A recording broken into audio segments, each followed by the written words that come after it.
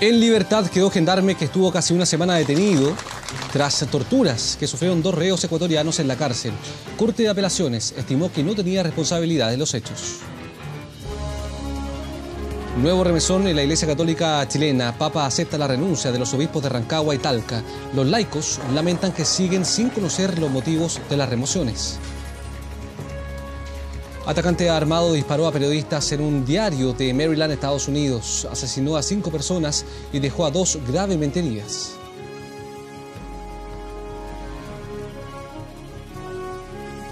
¿Cómo le va? Bienvenidos a Medianoche. La policía y su familia piden ayuda para localizar a los autores del crimen del joven que intentó defender de un portonazo a su padre con un arma de fogueo, pero recibió 2 disparos que lo mataron.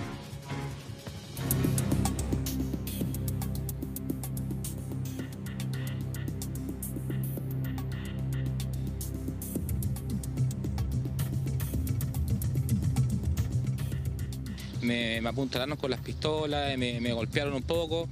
En ningún momento traté de decir que mi hijo estaba, porque por lo que pasó, pensando que le podía hacer algo a él, por defenderlo también a él. Por primera vez estas imágenes salen a la luz. Por primera vez también Luis habla públicamente de ese 14 de mayo, cuando delincuentes se le arrebataron a su hijo. Ese día una banda de ladrones se lo interceptó cuando llegaba a su casa en Lo Barnechea. Él no se resistió, sabía que Alex estaba en el interior. Él sí salió en su ayuda. Sale de su habitación porque él estaba acostado, estaba descansando y bueno, lamentablemente estos infelices llegaron y subieron y le dispararon. Sentí la balacera, salí de mi casa pidiendo auxilio, pero nunca me imaginé que mi hijo en el segundo piso estaba muerto. Sujetos que son entre 15 a 20 años de edad, opera con rostro cubierto, utilizan guantes, son muy violentos al momento de abordar a las víctimas y operan en pocos minutos para evitar dejar evidencia en los sucesos. Todos cumplían roles. El líder de los asaltantes es quien porta el arma, el mismo que disparó dentro del hogar y mató a Alex, y luego siguió percutando la pistola cuando huían. Le seguían otros 3 encapuchados y un cuarto al volante de este Mini Cooper que hasta el día de hoy no ha sido encontrado. Este tipo de acciones más violentas son precisamente las que le otorgan mayor validez frente al resto del grupo de pares que conforman a su grupo o bandas delictuales. Quieren hacer daño, quieren quebrar familias, así como mataron a mi hijo, yo creo que lo van a seguir haciendo con otras familias y eso es lo que hay que detener. Especializados en portonazos, pero con un agregado, la policía ha establecido que antes y después del homicidio de Alex han participado en al menos una decena de robos. Además de efectuar portonazos, ingresan a los inmuebles con la finalidad de poder abordar a las víctimas y sustraer sus pertenencias. Totalmente conscientes de las acciones que están realizando, de las consecuencias legales. Hay consumo de drogas y alcohol de manera indiscriminada como consumo problemático. Para Luis, 1 mes y medio del crimen de su hijo, donde no ha encontrado del todo consuelo. No ha vuelto a vivir a la casa donde todo ocurrió, tal vez nunca lo haga. Es una pena muy grande que uno la lleva acá en el corazón, que a uno no lo deja no dormir, no lo deja estar tranquilo. A veces uno está, no sé, tomando algo, un desayuno, un almuerzo, estoy pensando en él. Yo con él compartía las 24 horas siempre. Vivía con él, trabajábamos juntos. Era muy partner. Portonazos que este año en el sector oriente, justamente donde ocurrió el robo con homicidio de Alex, aumentó un 48% en comparación con el año pasado. Un delito que le quitó una vida y la seguridad a esta familia. Un caso donde la PDI y Luis han pedido ayuda, cualquier información que los encamine hacia los autores que de 2 disparos terminaron con todos sus sueños. Tras casi una semana detenido, la Corte de Apelaciones decretó la libertad para el gendarme formalizado por apremios ilegítimos hacia 2 reos ecuatorianos. Se estableció que no tenía responsabilidad en las agresiones. Aplausos de parte de sus colegas para el sargento de Gendarmería Héctor Palma. El viernes quedó detenido acusado por la Fiscalía de facilitar la tortura a los 2 ciudadanos ecuatorianos vinculados al asesinato de Margarita Ancacoy en el barrio República.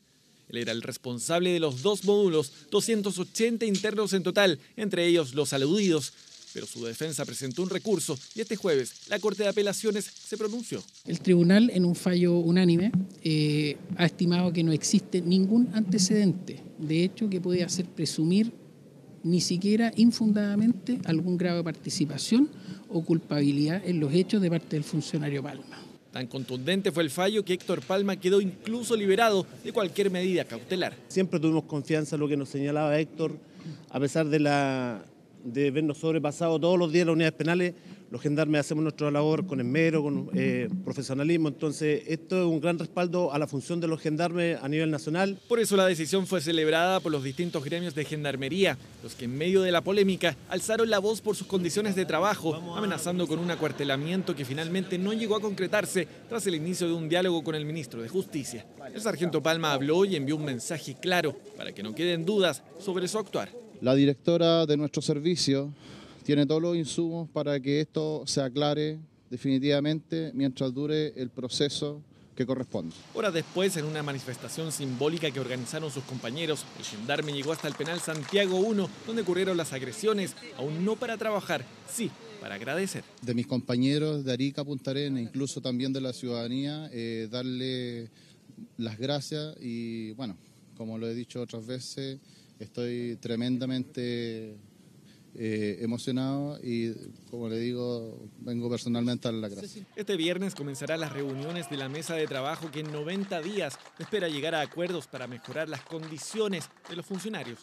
Yo creo que si hubo esa tensión que vivimos los días anteriores, ya quedó superada con la agenda de trabajo que se instaló con la directora nacional de Gendarmería y esa agenda de trabajo ya empezó a actuar.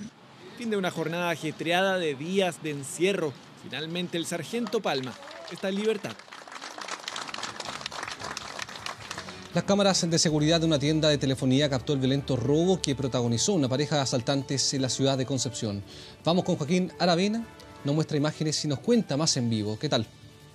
Hola, buenas noches Felipe, así es, pasamos a ver de inmediato esas imágenes ocurridas en las últimas horas ahí en Avenida Chacabuco, en una tienda WOM de telefonía celular. Llega esta pareja de asaltantes para perpetrar un violento robo armados, intimidan tanto a las personas que trabajaban al interior como también a clientes, los encierran en un baño, sin embargo dejan en el exterior solo a la encargada de local, a quien dirigen de inmediato al sector de caja fuerte con un electroshock, la combinan a que abra esta caja y de esta forma sustraen 56 celulares, 9 GPS, todo esto evaluado en 12 millones de pesos para luego huir. Sin embargo, posteriormente un operativo del OS9 que lideró por supuesto Carabineros de la ciudad de Concepción lograron recuperar todo este botín, y esto gracias al vehículo en el que se trasladaban estos sujetos, que resultó ser clave, una camioneta de alta gama marca Mercedes-Benz, en la cual fue rastreada y al interior de la cual también se encontraron todas estas especies, los 56 celulares y los 9 GPS. Se logró la detención de los 2 participantes que se veían en las cámaras de seguridad. Sin embargo, hay un tercero que no fue registrado, que también estaría implicado y quien está siendo buscado por la policía. Pasemos a escuchar lo que nos dijeron Carabineros y algunos testigos también de este hecho. Nos encerraban todos en el baño, pues, y ellos siguen su trabajo. ¿Andaban con armas? Sí, no, además, pues. Estos compadres siempre andan armados, pues. Y bueno, pasó lo que tenía que hacer, pues. Ya ha saltado como 4 veces ya. El rápido actuar de Carabineros da con el vehículo que mantenía las especies en el interior, y uno de los sujetos que está en ese momento, de acuerdo a su declaración, fue detenido por el delito de receptación. Posteriormente se hicieron haciendo las diligencias investigativas y se logró detener a una persona que participó directamente en el robo con intimidación. Bien, nos trasladamos ahora hasta la ciudad de Viña del Mar y la situación compleja que está viviendo un ex carabinero que fue dado de baja en las últimas horas, Hugo Bustos Alderete. Él fue carabinero al menos hasta el pasado 25 de junio. Sin embargo, se vio envuelto en una situación bastante confusa de embargo en la ciudad de Quillota, el cual habría sido realizado fuera de los plazos de la flagrancia. Por lo tanto, aquí hubo un procedimiento erróneo, al parecer, que sin embargo eso derivó, puesto que el afectado, en este caso a quien se le embargó, realizó la denuncia de este funcionario policial, que él fuera de inmediato apartado de las filas de la institución y fuera dado de baja, cuando lo que dice el carabinero, el ex carabinero Hugo Bustos, es que él debiera haber sido denunciado y de esta forma posteriormente sumariado, pero no se le debiera haber dado de baja de inmediato. Él incluso pasó posteriormente a control de detención y se determinaron una cantidad de días pertinentes para investigar. Él ahora no quiere volver a la institución, pero sí promete querella contra Carabineros y contra el Estado. Pasemos a escuchar lo que nos dijo. El fundamento para poder darme de baja es el reclamo que hizo la persona, que era algo falso. Nadie se preocupó de hacer una investigación y por último argumentar otra cosa. No investigó, no se preocupó de llamar, ni siquiera pescó el teléfono y preguntó a Quillota, oye, fueron a ver las cámaras del condominio, oye, le tomaron declaración a la gente que estaba con el cabo acá o a los amigos que andaban con él. Nadie hizo nada, me fui sin nada. Entregué mis cosas, entregué el uniforme, me fui sin nada, absolutamente nada. Todo lo que hice todos estos años, todo el esfuerzo que tuve. Bien, Felipe, algunas de las informaciones de las últimas horas ahí, como veíamos, en Concepción y en la ciudad de Viña del Mar. Joaquín Aravena, muchas gracias como siempre. Buenas noches. El Papa aceptó otras 2 renuncias de obispos chilenos. Alejandro Goich deja Rancagua y Horacio Valenzuela se va de Talca. Los laicos lamentan que siguen sin conocer los motivos de las remociones. A la hora de la despedida, quiero abrir mi corazón al pueblo de Dios que constituye esta querida diócesis. Por eso es que las dolorosas circunstancias que vive la Iglesia diocesana le imprimen un sabor amargo a este momento. Gracias a todos. Emocionado y a punto de quebrarse por momentos, Alejandro Goich Karmelich, obispo de Rancagua los últimos 14 años, se despidió de su diócesis, sumida en una profunda crisis, con 14 sacerdotes suspendidos por eventuales abusos sexuales, y él mismo hace un mes renunciando al consejo, que tenía por objeto prevenirlos. Yo me pregunto cada día si pude hacer más, si debía hacer más, qué me faltó para entregarme mejor al servicio de todos estos hermanos, víctimas, sufrientes en todos los periodos de nuestra historia. La situación en Talca fue distinta a la de Rancagua. En el Maule, el renunciado obispo no compareció ante la prensa. El que habló fue el nuevo administrador apostólico. Horacio Valenzuela Abarca envió una carta donde dice: quisiera sincera y humildemente a todos pedirles que me puedan perdonar tantas deficiencias y limitaciones que el Señor conoce. Les pido también perdón a quienes causé algún sufrimiento y no traté bien, a quienes presté poca atención y no les di un buen testimonio de Cristo y de su Evangelio. Por tanto, lo que no concluí, por lo que no hice o hice mal, les pido su perdón y comprensión. Con un gran aprecio a esta diócesis de Talca y pidiendo a Dios que me ayude, me dé la sabiduría necesaria para cumplir esta tarea. Que queremos recuperar las confianzas en la Iglesia. Este cambio no es un castigo, al contrario, es una forma de pacificar la situación pastoral que está tan revuelta en Chile con la Iglesia todo este último tiempo. Sin embargo, entre los laicos maulinos hay algún grado de decepción, el mismo que hace un par de semanas tenían los laicos osorninos. Solo se conoce la aceptación de la renuncia, la nueva designación, pero no se dan los motivos por los cuales se está sacando al obispo.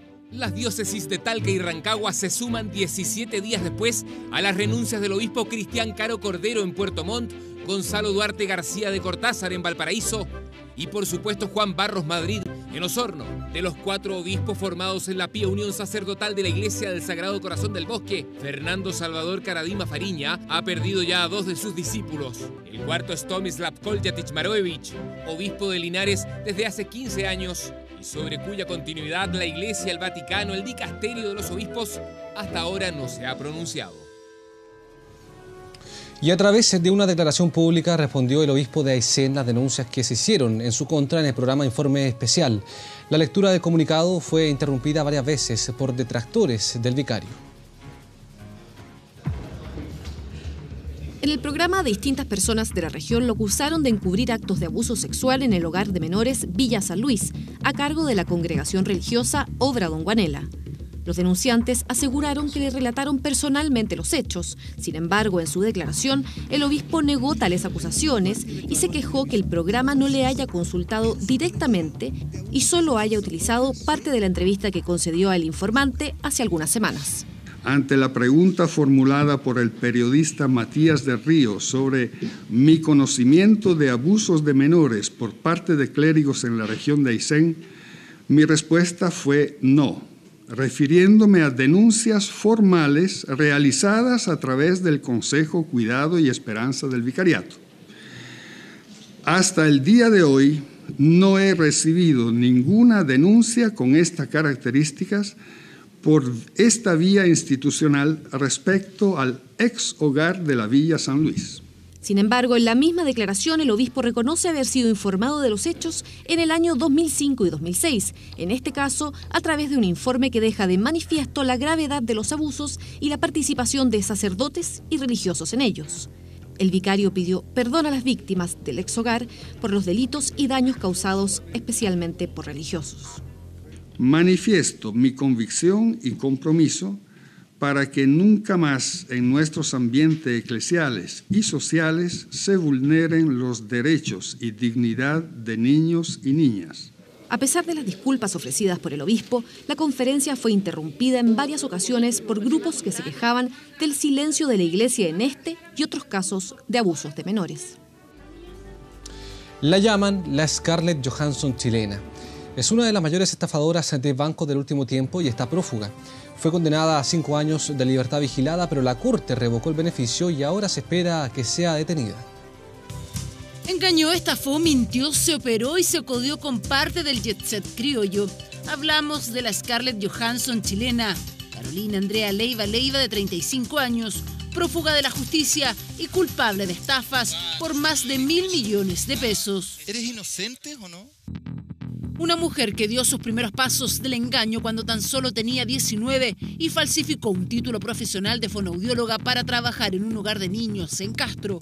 Ya en Santiago, el año 2009, se sometió a una operación de bypass gástrico y conoció al traumatólogo Jorge Valenzuela Pando, con quien se casó. Iniciaría una vida de lujos y ostentaciones, pero además él sería cómplice de sus delitos. Obtención fraudulenta de créditos bancarios a través de la presentación ante diferentes bancos de antecedentes falsos que daban cuenta de que ella era una profesional de la medicina, que daban cuenta de que iba a realizar negocios muy relevantes con el Estado.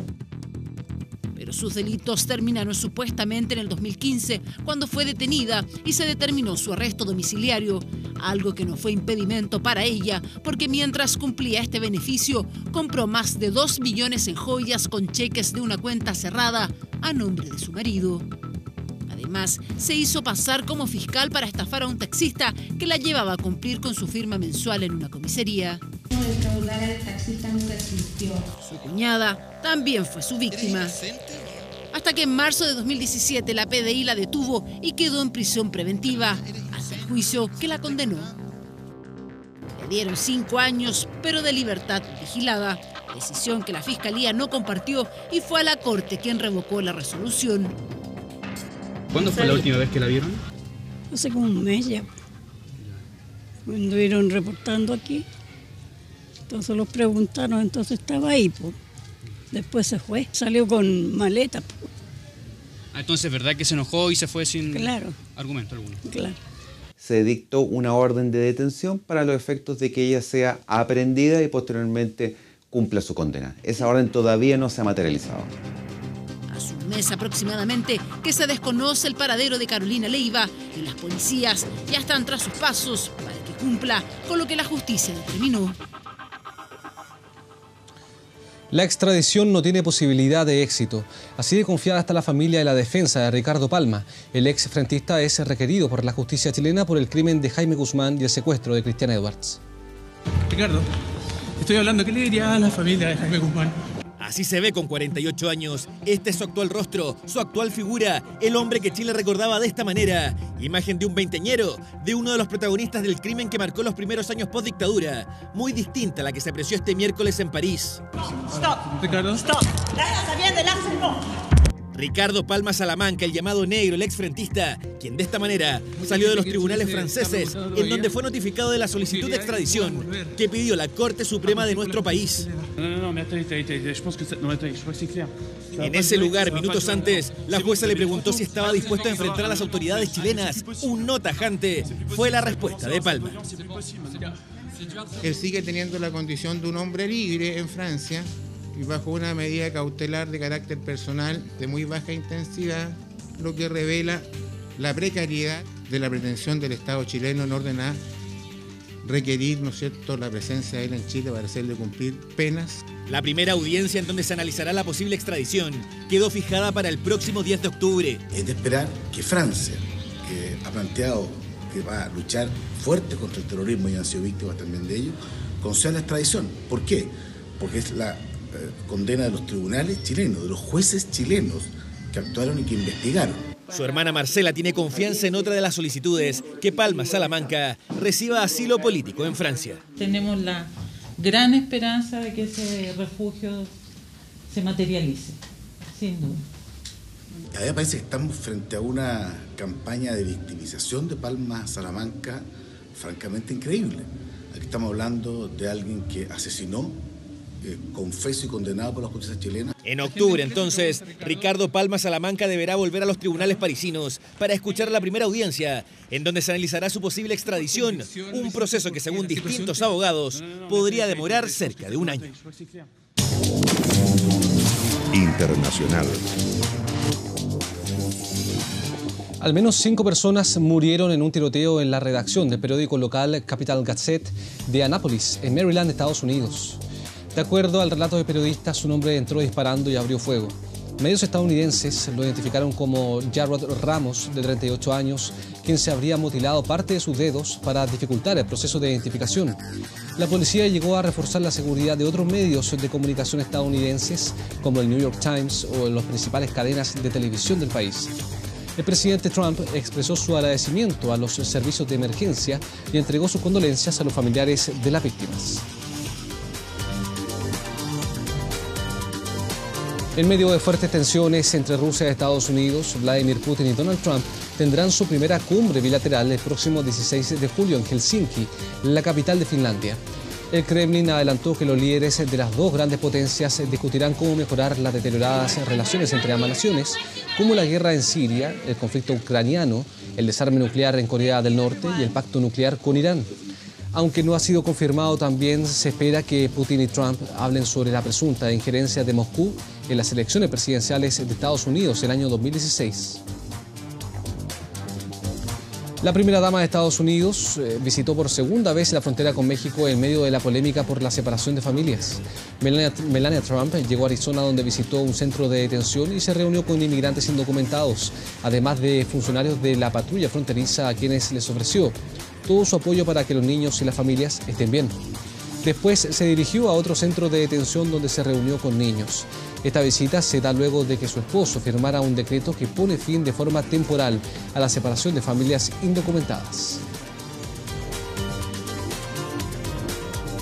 El presidente Sebastián Piñera presentó a la nueva Fuerza Especial de Carabineros, que busca prevenir y combatir la violencia en la Araucanía. Incluye vehículos blindados multipropósito, drones y policías entrenados en Colombia y Estados Unidos.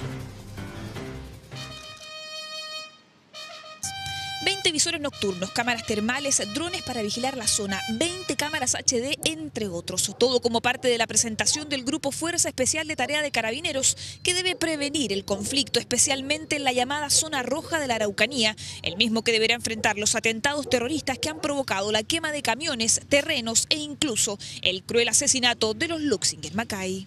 Este no es un combate contra la región de la Araucanía, este no es un combate contra el pueblo mapuche.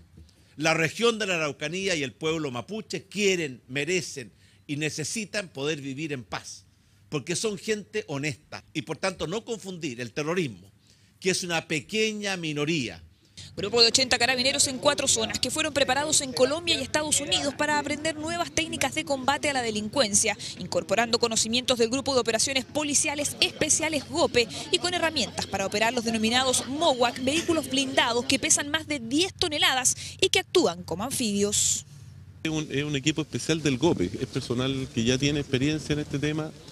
Solamente preventivo, tienen la especialización en el manejo de drones, en el manejo de equipos especiales, por lo tanto pedimos que fueran ellos los que trabajaran en esto por la tranquilidad y la seguridad que tenemos. Un anuncio que inmediatamente generó críticas por una supuesta militarización de la zona. Tenemos que también aprender a combatir a los enemigos pasivos o cómplices del terrorismo, que son todos aquellos que siempre encuentran una excusa para no combatirlos con decisión y con fuerza, que siempre están justificando sus acciones y que al final son más colaboradores del terrorismo que defensores de la paz y de la libertad de esta región. Más temprano, en una cita con empresarios de la Araucanía, el mandatario apuntó a la oposición por la lenta tramitación de las modificaciones a la ley antiterrorista. Desgraciadamente, ese proyecto de ley no ha logrado avanzar en el Congreso. Y por tanto, a los que hablan de sequía legislativa, yo les digo, en primer lugar, pónganse a trabajar en los muchos proyectos que ya hemos enviado y que por distintas razones no logran cruzar la dificultad de ponerse en tabla en las comisiones y en las salas de nuestro Congreso. Visita a la Araucanía que llega a su fin este jueves, porque el presidente de la República se traslada rápidamente hasta Puerto Montt, donde continuará su tercera gira regional por el país. Este fue el informe de Edison Mancilla en las imágenes y Cintia Rubio, 24 horas. A esta hora tenemos una temperatura de 10,3 grados. Hoy viernes para Santiago se espera cielo con nubosidad parcial y una máxima de 17 grados. Osorno tendrá cielo nublado y chubascos y una máxima de 10 grados. Como siempre, un gusto haber estado con ustedes. Siguen las informaciones toda la madrugada en Canal 24 Horas.